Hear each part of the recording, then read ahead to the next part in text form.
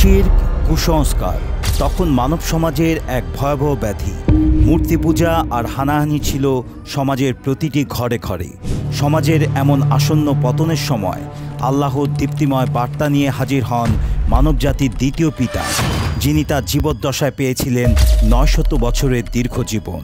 তিনি আর কেউ নন, হযরত নূহ আলাইহিস সালাম। ইসলামের ইতিহাসে পৃথিবীর নানা প্রান্তে বিভিন্ন সময়ে মানুষকে সঠিক পথে পরিচালনা করার জন্য আল্লাহ তাআলা বহু নবী রাসূলদের প্রেরণ করেছিলেন, যাদের ছোঁয়ায় বদলে যায় তৎকালীন অন্ধকারাচ্ছন্ন সমাজ ব্যবস্থা, আলোকিত হয়ে ওঠে সামগ্রিক জীবনযাপন। কিন্তু কোনো কোনো কওম আবার নবী রাসূলদের আনুগত্য মেনে নেয়নি, ফলে ভবিষ্যৎ প্রজন্মের কাছে নিদর্শনস্বরূপ আল্লাহ তাআলা তাদের পৃথিবী থেকে নিশ্চিহ্ন করে দেন। হযরত নূহ আলাইহিস সালামের কওমের সাথেও এমন এক ভয়াবহ ঘটনা ঘটেছিল। হযরত আদম আলাইহিস সালাম থেকে নূহ আলাইহিস সালাম পর্যন্ত অন্তত ১০ শতাব্দীর ব্যবধান ছিল, যার শেষ দিকে ক্রমবর্ধমান মানবকুলে শিরক ও কুসংস্কারের আবির্ভাব ঘটে এবং তা বিস্তৃতি লাভ করে। ফলে তাদের সংশোধন করে আলোর পথে ফিরিয়ে আনার জন্য আল্লাহ তাআলা নূহ আলাইহিস সালামকে নবী ও রাসূল করে পাঠান। তিনি প্রায় ৯৫০ বছরের দীর্ঘ বয়স লাভ করেছিলেন এবং সারা জীবন জুড়ে পথ ভোলা অন্ধকারাচ্ছন্ন মানুষকে আলোর পথে আনার জন্য নিজেকে বিলিয়ে দেন। কিন্তু তার কওম বুঝতে পারেনি নূহ আলাইহিস সালামের মহিমা। নির্বোধ কওম তাকে প্রত্যাখ্যান করে। পরবর্তীতে আল্লাহর গজবে তারা পৃথিবী থেকে নিশ্চিহ্ন হয়ে যায়। হযরত নূহ আলাইহিস সালামের পরিচয়। আল্লাহর অবাধ্যতার কারণে পৃথিবীর বুক থেকে পরপর ৬টি কওম ধ্বংস হয়ে যায়। কোরআনুল কারীমের বর্ণনা অনুযায়ী এই ৬টি কওম হল কওমে নূহ, আদ, সামুদ, কওমে লূত, মাদিয়ান ও কওমে ফেরাউন। অবশ্য কোরআনে এ তালিকায় কওমে ইব্রাহিমের কথাও এসেছে। তবে আজকের আলোচনায় থাকবে নূহ আলাইহিস সালাম ও তার কওমের উপর নেমে আসা আযাব সম্পর্কে। হযরত নূহ আলাইহিস সালামকে বলা হয় আবুল বাশার সানি বা মানবজাতির দ্বিতীয় পিতা। তিনি ছিলেন মানবজাতির প্রথম পিতা, হযরত আদম আলাইহিস সালামের ১০ম অথবা ৮ম অধস্তন পুরুষ এবং দুনিয়াতে প্রেরিত প্রথম রাসূল। ইসলামের ইতিহাসের বর্ণনা থেকে জানা যায় হযরত নূহ আলাইহিস সালামের ঘরে সাম, হাম, ইয়াফিস ও ইয়াম অথবা কেনআন নামে ৪ জন পুত্র ছিল। সাম, হাম, ইয়াফিস নূহ আলাইহিস সালামের ডাকে আল্লাহর প্রতি ঈমান আনলেও ইয়াম বা কেনান ঈমান আনেনি।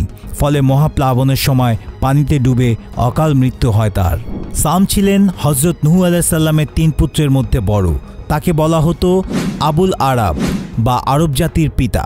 সামের বংশধরগণের মধ্যে ছিলেন হযরত ইব্রাহিম, ইসমাইল, ইসহাক এবং পরবর্তীতে ইসমাইল আলাইহিস সালামের বংশধর ছিলেন মানবজাতির শ্রেষ্ঠ সন্তান হযরত মুহাম্মদ সাল্লাল্লাহু আলাইহি সাল্লাম। তবে নূহ আলাইহিস সালামের অন্য ২ পুত্র হাম ও ইয়াফেসের বংশধরগণের নিকটে প্রেরিত নবীগণের নাম জানা যায়নি। অধিকাংশ সাহাবীর মতে নূহ আলাইহিস সালাম ছিলেন ইদ্রিস আলাইহিস সালামের পূর্বেকার নবী এবং তিনি ছিলেন জগতের প্রথম রাসূল। ইবনে আব্বাস রাদিয়াল্লাহু তাআলা আনহু বলেন, নূহ আলাইহিস সালাম ৪০ বছর বয়সে নবুয়ত প্রাপ্ত হন এবং তার সময়ে ঘটিত মহাপ্লাবনের পর অন্তত ৬০ বছর পর্যন্ত জীবিত ছিলেন। ফলে সুদীর্ঘকাল যাবৎ তিনি নবী হিসেবে শিরকে নিমজ্জিত হঠকারী কওমকে দাওয়াত দেন। প্লাবনের পর তার সাথে নৌকারোহী মুমিন নরনারীদের নিয়ে পৃথিবীতে তিনি নতুনভাবে আবাদ শুরু করেন এবং তাদেরকে তিনি সত্য ও ন্যায়ের পথে পরিচালিত করেন। এজন্যই তাকে মানবজাতির দ্বিতীয় পিতা বলা হয়ে থাকে। পবিত্র কোরআনুল কারীমে বিভিন্ন ঘটনা বর্ণনাকালে হযরত নূহ আলাইহিস সালাম সম্পর্কে ২৮টি সূরায় ৮১টি আয়াতে বর্ণনা করা হয়েছে এবং সূরা নূহ নামে কোরআনুল কারীমে একটি সমগ্র সূরাও তার নামে রয়েছে। হযরত নূহ আলাইহিস সালামের সময়ে সামাজিক বাস্তবতা। হযরত আদম আলাইহিস সালামের সময়ে ঈমানের সাথে শিরক ও কুফরের কোনো সম্পর্ক ছিল না।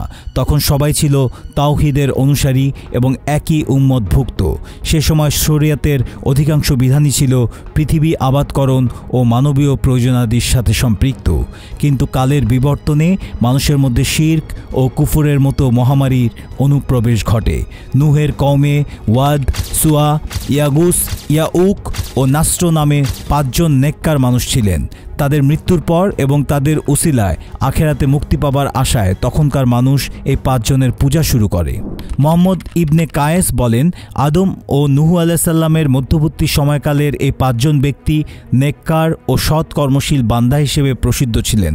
তাদের মৃত্যুর পর ভক্ত অনুসারীগণকে শয়তান এই বলে প্ররোচনা দেয় যে এইসব নেককার মানুষের মূর্তি সামনে থাকলে তাদের দেখে আল্লাহর প্রতি ইবাদতে অধিক আগ্রহ সৃষ্টি হবে, ফলে তারা তাদের মূর্তি বানায় এবং উক্ত লোকদের মৃত্যুর পরে তাদের পরবর্তীগণ শয়তানের ধোকায় পড়ে ওই মূর্তিগুলোকেই সরাসরি পূজা শুরু করে দেয়। আর এভাবেই পৃথিবীতে প্রথম মূর্তি পূজা নামক শিরকের সূচনা হয়। ইমাম বুখারী রহমতুল্লাহ আলাইহি ও হযরত আবদুল্লাহ ইবনে আব্বাস রাদিয়াল্লাহু তাআলা আনহুর বর্ণনা হতে আরও পাওয়া যায়, এই লোকগুলো হযরত নূহ আলাইহিস সালামের যুগের নেককার ব্যক্তি ছিলেন। তাদের মৃত্যুর পর শয়তান তাদের অনুসারীদের এই মর্মে ধোঁকা দিল যে এদের এক একটি মূর্তি বানাও ও তাদের নামে নামকরণ করো এবং পূজা করো। পরবর্তীতে এই মূর্তিগুলি আরবদের মধ্যেও চালু ছিল। ওয়াত ছিল বনু কালবের জন্য, সুয়া ছিল বনু হোজায়েলের জন্য, ইয়াগুস ছিল বনু গুতায়েফের জন্য, ইয়াউক ছিল বনু হামদানের জন্য এবং নাস্র ছিল হিমিয়ার গোত্রের বনু জিকালার জন্য। ইবনে আবি হাতেমের বর্ণনা হতে জানা যায় যে ওয়াত ছিল এদের মধ্যে প্রথম এবং সর্বাধিক নেককার ব্যক্তি। তিনি মারা গেলে লোকেরা তার প্রতি ভক্তিতে কান্নায় ভেঙে পড়ে। শয়তান এই সুযোগ গ্রহণ করে এবং লোকদেরকে তার মূর্তি বানাতে প্ররোচনা দেয়। ফলে ওয়াদের মূর্তি হলো পৃথিবীর সর্বপ্রথম মূর্তি, আল্লাহকে বাদ দিয়ে যার পূজা শুরু হয়।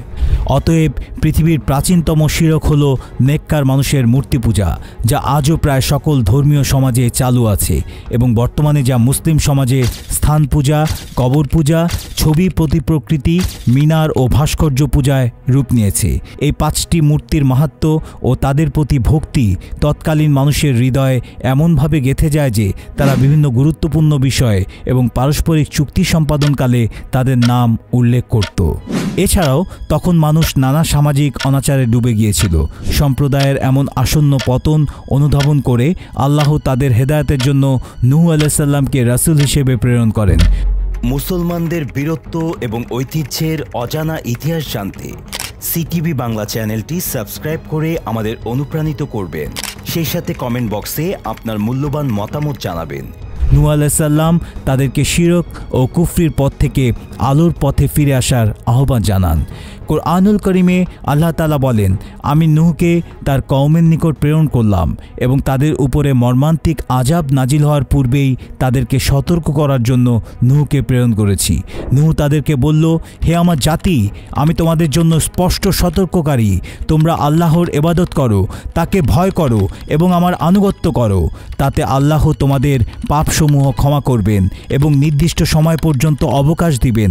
তবে এটা নিশ্চিত যে আল্লাহর নির্ধারিত সময় যখন এসে যাবে তখন তা এতটুকু পেছানো হবে না যদি তোমরা জানতে। সূরা নূহ আয়াত 1 থেকে 4। তখন তিনি তার কওমকে শিরক পরিত্যাগ করে পরিপূর্ণভাবে আল্লাহর ইবাদতে ফিরিয়ে আনার জন্য আল্লাহর অসংখ্য অনুগ্রহ ও অগণিত নিয়ামত রাজির কথা তখনকার মানুষদের স্মরণ করিয়ে দিয়ে বলেন, তোমরা কি লক্ষ্য করো না আল্লাহ কিভাবে সপ্তম আকাশ পর্যন্ত স্তরে স্তরে সৃষ্টি করেছেন? সেখানে তিনি চন্দ্রকে রেখেছেন আলো রূপে, সূর্যকে রেখেছেন প্রদীপ রূপে। আল্লাহ তোমাদেরকে মাটি থেকে উদ্গত করেছেন, অতঃপর তাতে ফিরিয়ে নেবেন, আবার পুনরুত্থিত করবেন। আল্লাহ তোমাদের জন্য জমিনকে করেছেন বিছানা সদৃশ্য, যাতে তোমরা চলাফেরা করতে পারো প্রশস্ত রাস্তাসমূহে। এভাবে নূহ আলাইহিস সালাম তখন স্বীয় কওমকে দিন রাত দাওয়াত দিতে থাকেন। তিনি তাদেরকে প্রকাশ্য ও গোপনে বিভিন্ন পন্থায় ও পদ্ধতিতে দাওয়াত দেন, কিন্তু ফলাফল হয় নিতান্তই হতাশজনক। তার দাওয়াতে অতিষ্ঠ হয়ে তারা নূহ আলাইহিস সালামকে দেখলেই পালিয়ে যেত, কখনো আবার কানে আঙুল দিত, কখনো তাদের চেহারা কাপড় দিয়ে ঢেকে ফেলত। তারা তাদের হঠকারিতায় অটল থাকত এবং চরম ঔদ্ধত্য প্রদর্শন করত।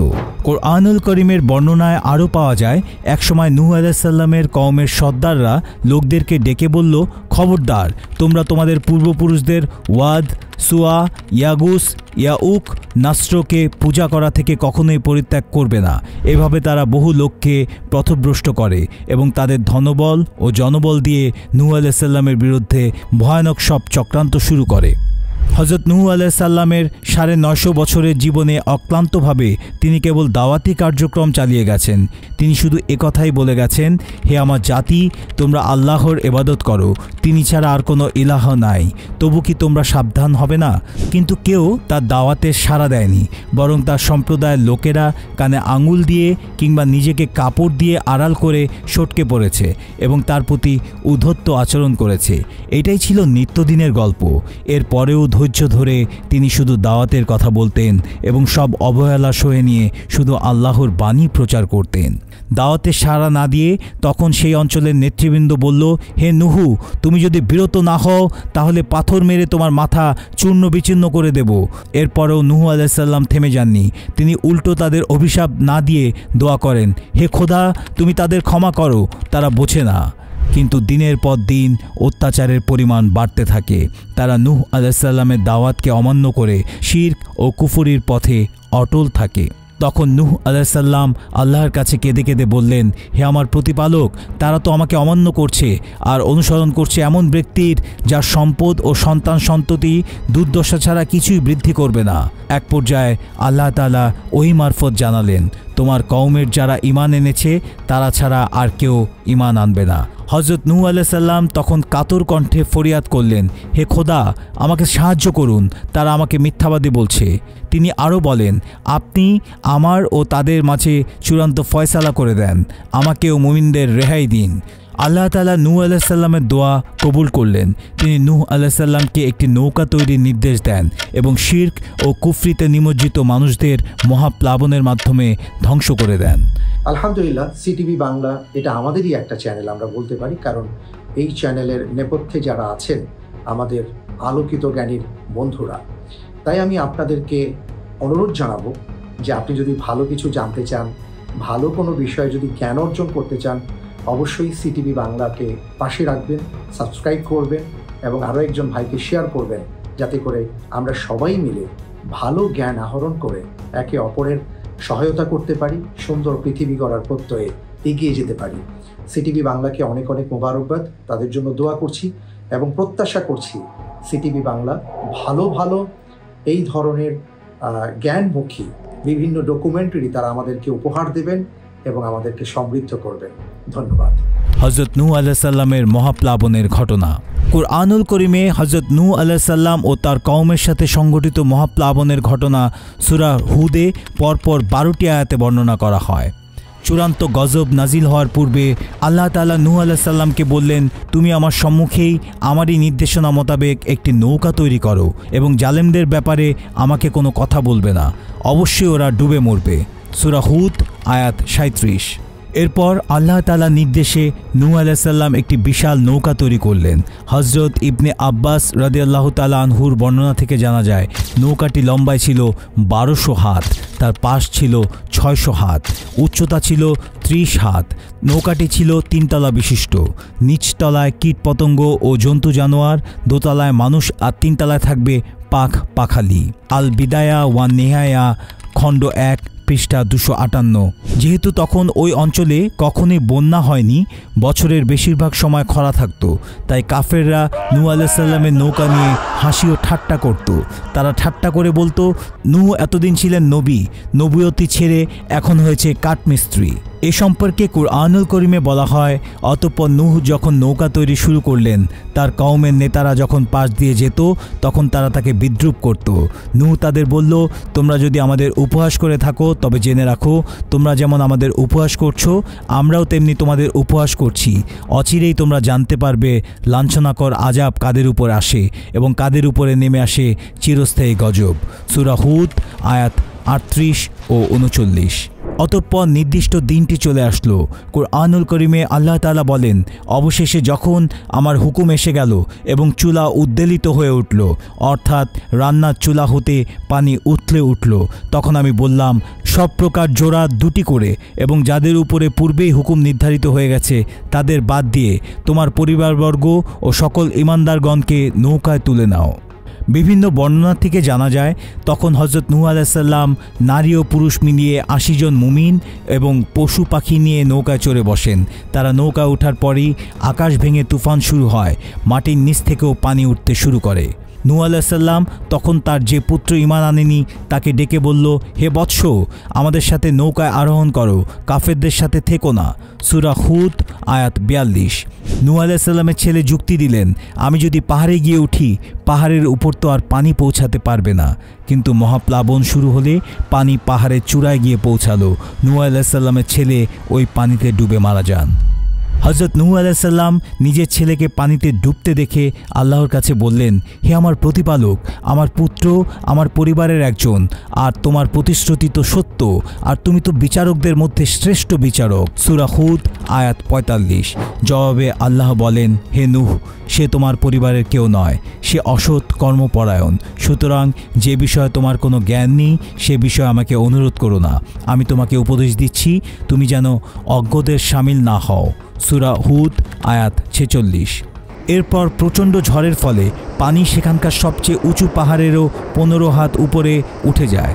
দুনিয়ায় থাকা এমন একজন কাফেরও ছিল না যে আল্লাহর এই আযাব থেকে বাঁচতে পেরেছে। নূহ আলাইহিস সালামের নৌকা ব্যতীত সবাই ধ্বংস হয়ে যায়। বিশাল এই নৌকাটি এরপর প্রায় 150 দিন ভেসে বেড়ায় এবং মুহররমের 10 তারিখ জুদি নামক পাহাড়ে নোঙর ফেলে। এভাবেই আল্লাহ তাআলা শিরক ও কুফরিতে মত্ত থাকা একটি জাতিকে সমূলে ধ্বংস করে দেন। এমনকি আল্লাহর আযাব থেকে তখন বাদ যায়নি নূহ আলাইহিস সালামের পুত্র সন্তানও।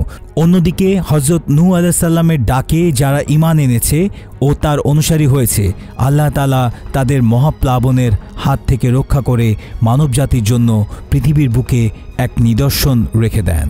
সিটিভি স্কলারের পার্মানেন্ট মেম্বারশিপ বাছাই পর্বে আমাদের আজকের প্রশ্ন, হযরত নূহ আলাইহিস সালামের নৌকাটি কত হাত লম্বা ছিল? ক 500 হাত, খ 100 হাত, গ 1200 হাত, ঘ 600 হাত। সঠিক উত্তরের পাশাপাশি যাদের মন্তব্য ভিডিওর সাথে সম্পর্কযুক্ত হবে এবং অত্যন্ত সুন্দর হবে তাদের মধ্য থেকে 20 জনকে সিটিভি স্কলারের পার্মানেন্ট মেম্বার হিসেবে বাছাই করব এবং আমাদের ফেসবুক পেজে তাদের নাম লাইভে ঘোষণা করা হবে।